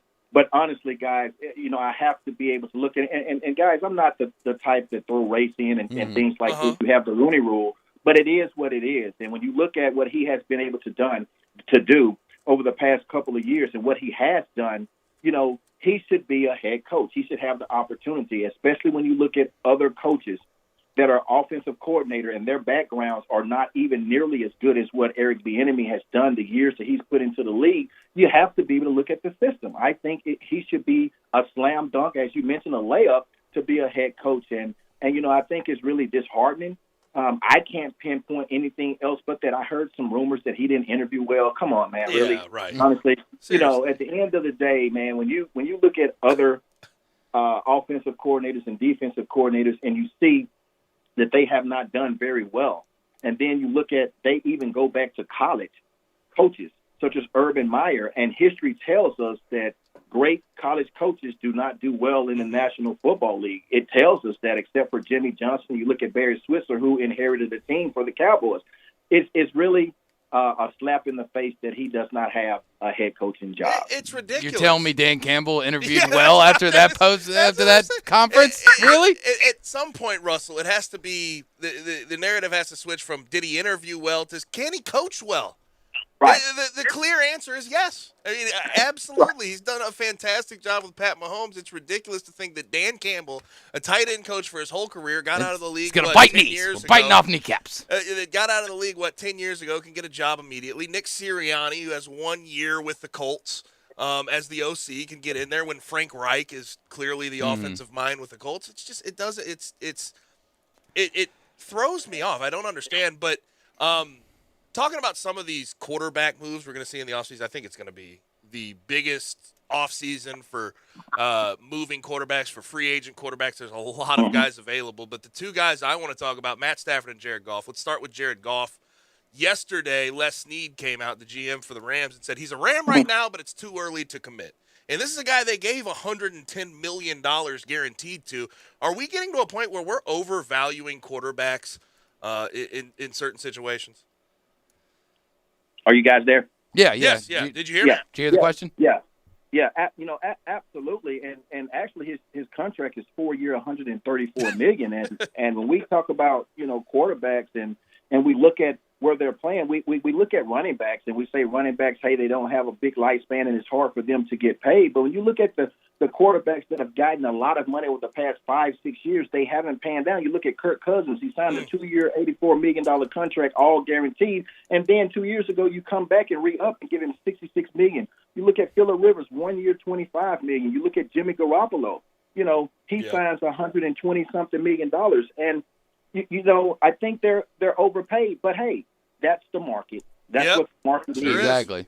Sure and is. So they're going to continue to get the money. And honestly, what's sad about it for me, if I'm a running back, I would like for the NFLPA or agents or whatever you may have to go back and say, well, let's see if a running back can kind of get some type of money and some type of contract on a year-to-year basis, because that's the position that's getting screwed, because you never talk about the quarterbacks. And I just mentioned a couple, and there's a lot. We don't have a lot of time to go through the whole list. Yeah. But at the end of the day, a lot of quarterbacks are overpaid. When you look at Jared Goff, he hasn't played up to his contract. So you say, hey, we are a football team that to me is a quarterback away. Jared Goff to me is a system quarterback. I would love to see a guy like Matthew Stafford, or let's switch it, say Deshaun Watson. Yep. Even though the Rams haven't came in, you're hearing the Jets and you're hearing the Dolphins. But just think about if you get a quarterback such as him that's with the running back that they have, the defense that they have, and you get a quarterback that can get into the system and throw the football. He has not played up to his contract. Neither has Carson Wentz. Oh, Carson Wentz certainly hasn't. But I think, the foil to Jared Goff, and you brought him up, is Matt Stafford. Because Jared Goff, while he got paid a lot, got to the Super Bowl, had a lot around him. Every single year he's been with the Rams and just hasn't got it done. Whereas Matt Stafford has been quietly a borderline elite quarterback. And I don't know if a lot of people quietly putting together a Hall of Fame career. Yeah, people don't really realize that. And I see people give Matt Stafford a bunch of crap because he hasn't won as much, but he's with the Lions. And that's the truth of the matter. How much better can a guy like Matt Stafford make a team like the Colts or the Niners? Can he come in and immediately make them Super Bowl contenders? Absolutely. Look at Tom Brady and the Tampa Bay Buccaneers. A 43-year-old Tom Brady, because this football team already had the pieces when you look at Tampa Bay Buccaneers. Yeah, you did add Antonio Brown later on and you brought Gronk out, but neither one of those players did not really have anything significant until later on in the season. Absolutely, because when you look at Tom Brady and the Buccaneers, it was 30-30 when you look at Jameis Winston. I said it all along. Tom Brady would not throw 30 interceptions, and this football team was right outside of making the playoffs. Well, when you look at the Rams and you look at Jared Goff, do not forget and do not get things twisted up because he's had a little bit of success under Sean McVay. You have to look at him under Fisher. Right. He was looked at like a bust. He is a system quarterback. Basically what I'm saying is he has so many weapons. He has such a brilliant head coach with an offensive mind. He puts him in situations to make him win from a schematic standpoint. You put a guy that has natural talent and can throw, and then you put schemes around him, he can take them deep into the playoffs, just the quarterback position alone, because they are a quarterback away, just like the Indianapolis Colts, in my opinion, is a solid quarterback away from competing in the East. Russell, we're up against break side, but I do just want to squeeze this in right before we have to let you go. Big Ben in Pittsburgh, will he be back next year, and should he be back? Well, the biggest question is, will he? Should he? From my standpoint, absolutely not. But if you say he's not going to be back and he shouldn't be back, who's his replacement? Yep. So that's what you have to always be able to look at. If Big Ben is not going to come back, and they went 11-0 with him being an older quarterback, they got off to 11-0 start, then maybe you bring him back and you start trying to get his predecessor coming up. Do you do it in the draft? Do you try to get a trade? Because we know the quarterbacks that are on the roster now are not, to me, in my opinion, are not going to be able to take over. I know they got Haskins, but, we still have a lot of questions about his maturity and a lot of different questions. So to answer the first question, I think he probably should come back because they don't have a replacement, but they still have a lot of issues running the football. They have a lot of issues with an aging offensive line, and when you put that together with an aging quarterback that can't really throw the football deep because of injuries and the years he's played, then you got to rely simply on defense. Absolutely. I couldn't have said it better myself, Russell. That was fantastic. He is Russell Copeland, former Tiger, former Bill, knows the NFL like the back of his hand. We went a little long today, Russell. There's a lot next to get week, to. when Johnny gets back, we'll talk Super Bowl picks. We'll break down the Chiefs versus Bucs Super Bowl. But I appreciate you. Thanks for coming on today. Thank you, guys. Enjoyed it. See you next week. Russell. Russell Copeland. We'll be back on the other side. And we're going to talk a little Tigers. We're going to talk a little Tigers right here on Sports 56, 98.5, 96.1. Spend your lunch with Greg Gaston and Eli Savoy on Sports 56 Middays. Lunchy munchy. Weekdays from 10 till 1 on Sports 56, 98.5, and 96.1. All 36-month leases, $31.49 new at signing, 0 security deposit, $650 acquisition fee, 10,000 miles per year, 20 cents excess mileage, Forte ME296 274, MSRP $20,625, Soul M7755 682, MSRP $20,315, K5 MG 003199, MSRP $25,725, includes all manufacturer rebates and incentives, PF 695, excludes tax title and license with approved credit, warranty is a limited powertrain warranty. See Kia.com or retailer for details. Offer valid through 1/31/21, dealer stock only. It's time to be happy with your new ride from Gossett Kia South Mount Moriah. Jeff's waiting for you with a 2021 Kia Forte, $142 a month lease. Read redesigned 2021 Kia Soul $148 a month lease and 2021 Kia K5 $182 a month lease. All just 36 months, $3149 due at signing. Plus, every Gossett Kia on Mount Moriah comes with Kia's 10-year, 100,000-mile powertrain limited warranty. So whether you live in Horn Lake, South Haven, Olive Branch, or Memphis, you'll be happy at Gossett Kia 2680 Mount Moriah or KiaMountMoriah.com. If you want it, we got it at Gossett Motor Cars. Need to sell your home? You're in luck because I buy houses. All you have to do is call Bill at 901-406-1101. That's 901-406-1101. Grab that PIN, 901-406-1101, or just save it in your phone. Bill at I Buy Houses. I Buy Houses buys houses in any area, in any condition, at any time, as simple as that. I Buy Houses is guaranteed to close in 5 days. So if you need your cash fast, just call Bill at I Buy Houses, 901-406-1101. Has your house been on the market? Were you just tired of renters? Or is it just time to start over? Well, avoid repairing, cleaning, painting, and prepping your house. Just pick up the phone and call Bill at 901-406-1101. That's Bill at I Buy Houses. If you're in Southwind, South Memphis, North Mississippi, North Memphis, Collierville, if you can hear this, just call my friend, Bill at I Buy Houses, 901-406-1101. Hey, we understand. With everything that's happening, with all the new regulations, maybe you're not ready to come and hang out at Sweetgrass to catch a ball game. We want you to, we really do. And we're open for you to do just that. But we're also offering the next best thing, the new Sweetgrass Tailgate Party Packs. Whether it's wings, house-made dips, sliders, or other Sweetgrass tasty treats, all you have to do is call us or go to sweetgrassmemphis.com to order just what you're dreaming of when you're dreaming of watching sports and enjoying some sweet, sweet Sweetgrass. You've probably seen him, heard about him, passed him while he was working, but you never thought you'd need him until you do. And when you do, you really need Papa Lock of Memphis. Papa Lock of Memphis is all about locks and keys and more. Lose your car key? Papa Lock can make new ones. Moving. Don't take the key you're handed. Lots of other folks have been handed that same key. Papa Lock will re-key your home so you're safe. Need more than a new key? Papa Lock is expert at installing access control so you know who and when there is entry of your home, office, warehouse, and more. Multiple properties? Let Papa Lock of Memphis set up a master key system for you. Call 901-527-6737. That's 901-527-OPEN. Papa Lock of Memphis, your trusted locksmith. Hi, this is Troy 5Ash, owner of 5Ash Roof Services. You've heard me talk about how we offer the best products, the best warranties, and the best services for years. Now let's talk about pricing. Pricing should never be the only reason you hire a contractor, but in today's world, pricing is always a consideration. So we suggest you get 2 or 3 estimates for your roof replacement from a reputable, licensed, and insured company, and then give us a call. If we can't beat your best price for a comparable roof system by more than $100, we'll give you $100. It's that simple. We are so sure we can offer you the best price, beating all other qualified companies. We will hand you $100 if we can't, and thank you for the opportunity. So give us a call. What's the worst thing that's going to happen? Make $100? 5Ash Roof Services, a proud supporter of Tiger Athletics and the official roofer of the Tigers home team. 5Ash Roof Services, fair, honest, and ethical. 367-0050 or memphisroofer.com. 5Ash Roofing, it's what we do. We're here for you.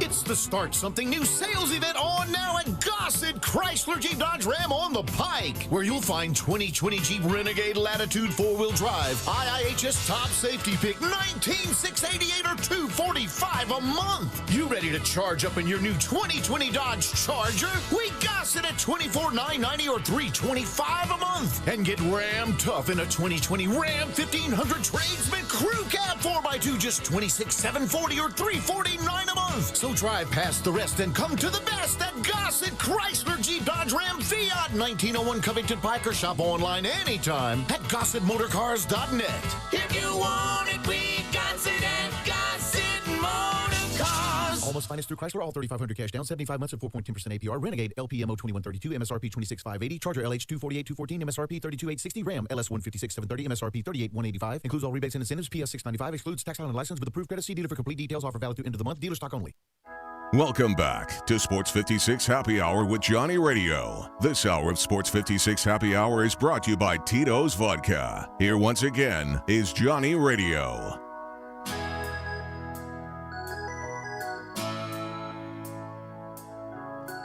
Back here, last 30 minutes of the program today, Sports 56 Happy Hour with Johnny Radio. Johnny is gone for the rest of the week. Gabe Kuhn filling in for him, along with Drew Barrett, pulling double duty, producing and co-hosting the program. Something I didn't bring up until now was something I normally would bring up early, but there was a lot of stuff going on between Josh Heupel getting hired at Tennessee, the Tigers game. So I'm going to bring it up now. The Tigers football program has agreed to a home-and-home with none other than Boise State. Obviously, this will be way down the road. This is 2030 and 2031. I'll be 36 years old. Memphis. That sounds so old. Memphis will be playing in Memphis in 2030 against Boise State, and then they will travel to Boise in 2031. Drew, thoughts? I like the scheduling. I think that if Boise State continues to be the same type of program that it's been the last 15, 20 years, then it's a good scheduling. It's just I don't understand why we still have to schedule these games so far out in advance, especially this year when we realize you can schedule on the fly. Like, it's not that hard. Like, I mean, I'm sure it's hard, but it can be done. But I guess it's a trip that I can plan out for 30-31 when I'm turning the ripe old age. 30-31. Or 20. He ain't going to be around. Sorry. I got news for 20-31 when I'm turning the ripe old age of 37. So hey, I've got road plans for the next 11 years. You're still young. You're still young. So I have two questions. One, is Boise State going to be the same team by the time it gets to 2030, 2031? I mean, no, the Tigers going to be the same right, team. No That's doubt. the biggest question when you schedule these games 10 years in advance. Well, heck, you just went 8-3 in the first year under Coach Silverfield. I'd like to and say yes. They look like they're rolling along, so I understand that. But again, you have to get his recruits in and see what it looks like. But my point here is you had Dan Hawkins from 01 to 05 at Boise State. Then you had Chris Peterson from 06 to 2012, and then Harsin since then. So you've only had three coaches since 2000, and that's not very normal necessarily for a group of five team. I mean, it's not normal for any program in general. I mean, I saw this nugget their coach generally gets taken away quickly. They get taken away. This one where it's been somewhat the same idea going forward. You've had guys that worked under the guy before them, and you've been able to sort of go from there. Whereas Andy Avalos has come in now, and he was with Oregon last year. He's a DC, so you wonder if they're going to be the same team going forward. Yeah, I mean, you wonder. And a good coaching nugget that I saw, I believe Brett McMurphy tweeted it out earlier today with the news of Josh Heupel being named the new head coach of the University of Tennessee. Heupel is now the 49th SEC head coach since Nick Saban took the job at Alabama in 07. That's ridiculous. 49. That's so ridiculous. In one conference in 13 years. The quest to beat Bama. The quest to beat Bama has gotten a lot of people hired and fired. But my other question with this was a pretty interesting one, because you saw the reports about how Boise State was inquiring about joining the American Athletic Conference. Does this mean that's completely off the table? Well, I think the reports were basically just in that time frame where Boise State clearly wanted to play football, and the Mountain West was shutting down. They were following along with the Big Ten and Pac-12 and a few other conferences at the time of just saying, you know what, there's too many question marks up in the air right now. Let's just shut it down. Let's start for 2021. Hopefully everything is settled down by then on the COVID-19 front. And I think Boise State really took an issue with that just due to the fact of what kind of program they have been the last couple of years, for the last 10, 15 years, and didn't want to let up any of that momentum. So obviously just reaching out feelers to try to see if they couldn't pull a Notre Dame themselves. I think that it was basically a short-term fix. And then once the Mountain West decided they were going to play, just because, I mean, let's face it. I mean, geographically, even though most conferences nowadays don't make sense geographically, it doesn't make sense for Boise State to join the American for anything but football. And even with football, every single program is going to have to travel pretty far to get out to Boise. Right, you had that void though that UConn left. Yeah, and you wanted to fill it, and the way I saw it when I saw those reports is if Boise State joins in to the AAC, I mean that boosts moves it the up even brand more. forward. I mean, it's already, I think, clear cut the number one conference in the Group of Five. I don't think anyone can argue that. Well, every year they're the New Year's Six Yes. opponent for whatever SEC team it is, more or less. So I think that's completely off the table. I never really thought it was a huge opportunity for Boise State to join the conference. But, given that this is going to be a home and home, you sort of see, this is probably not a thing. And speaking of scheduling, the SEC schedule has been released today. I've got all 14 team schedules in front of us. Do you want to go through a few just to see how it's going to work out? Well, I see. Let's start with Josh Heupel and his first year in Rocky Top for the Tennessee Volunteers. Now, good opening game for Josh Heupel. See what he's got. Got Bowling Green September 4th. Then next weekend they got Pitt. Then Tennessee Tech. And then they get into conference play at Florida, at Missouri, South Carolina, and Ole Miss at home. Then he's going to Tuscaloosa, to Lexington. Does get Georgia at home. And then finishes out the season with two more home games, South Alabama and Vandy. Off of face value, out of conference, three wins. Well, I mean, out of conference, maybe four if you get Vandy. You have to sort of lean South Alabama as a win for him. Bowling Green, no question. Tennessee Tech, no question. Vandy, honestly, given the oust of all of these guys, it's got to be somewhat up in the air. And they have new leadership, too. Mm-hmm. They have Clark Leah coming in, the DC from Notre Dame. So we'll see what happens with Vandy. But, I mean, face value, that's 3 wins. And then Pitt, that's a tough – for Tennessee in the condition they're going to be in. It's going to be a tough game, even at home.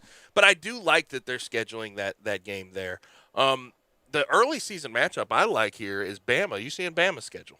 Yeah, where's it? Up at the top. Bama starting off the season, obviously, with that one Miami. I think that's one of the Chick-fil-A kickoff games. I would assume, but that with Miami. I like that. You're going to have De'Aaron King back in the fold. Obviously, I don't expect Miami to be very, very super competitive, but at least that's one of those games where we always give Bama crap for not scheduling out of conference. It's a good out of conference game. But other than that, they're really not scheduling out of conference very well. They got Mercer, Southern Miss, and New Mexico State, which hasn't won a game since New Mexico 1998, State? Something like that. New it feels Mexico like State, I think, is one. Let me look this up for you. They've been pretty bad.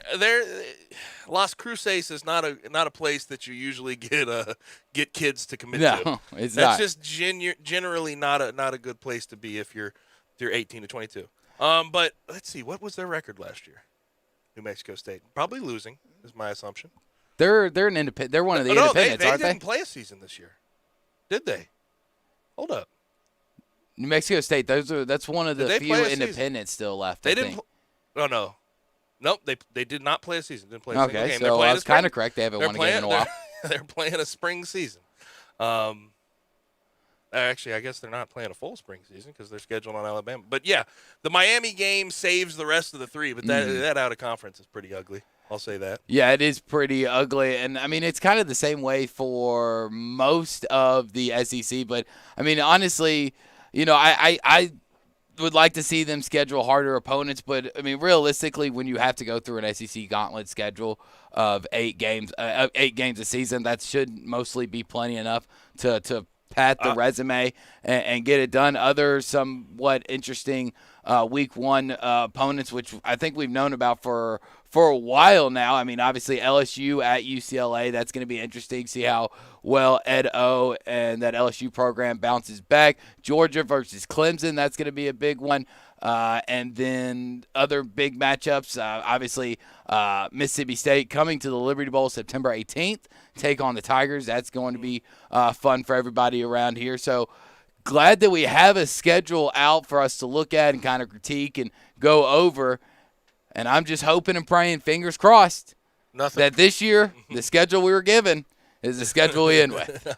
I hope, Drew. I think everyone hopes that.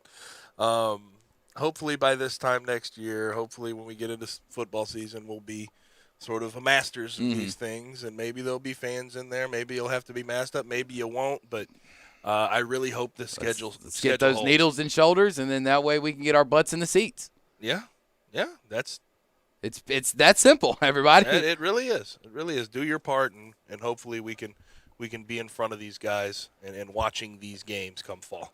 We're gonna come back and we're gonna end the show.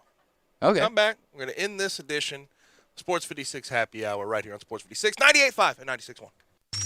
Sports Time with Wallow and Stats.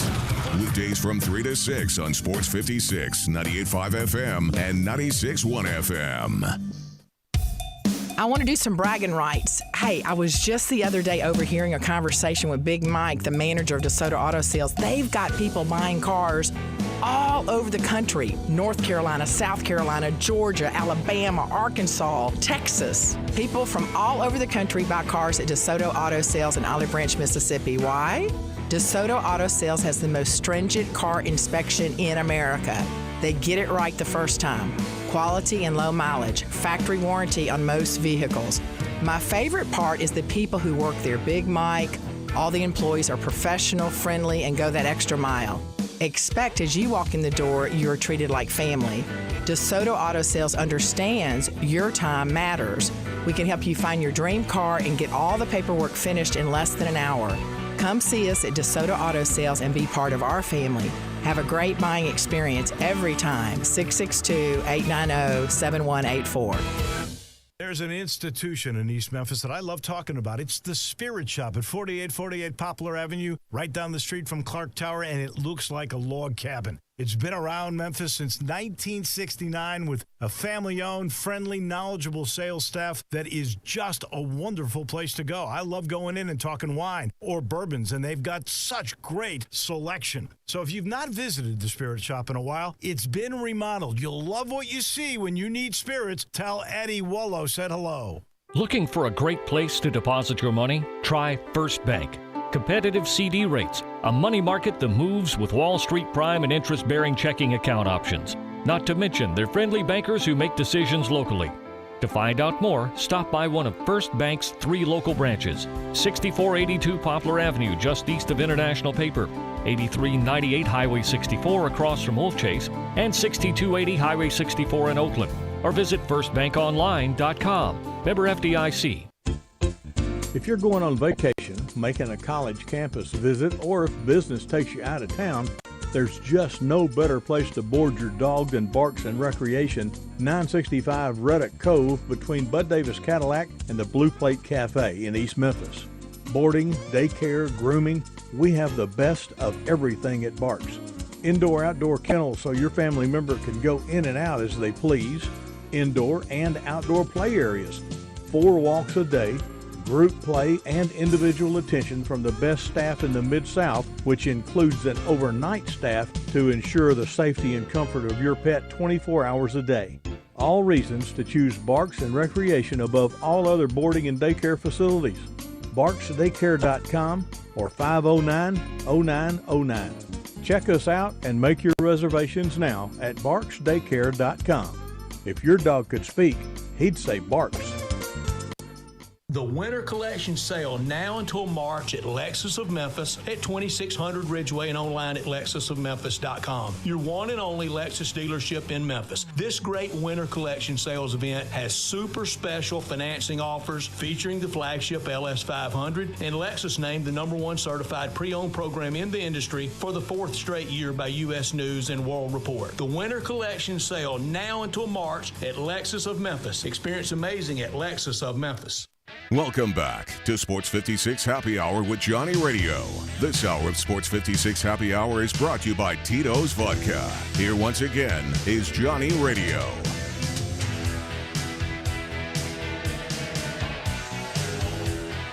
Well, welcome back.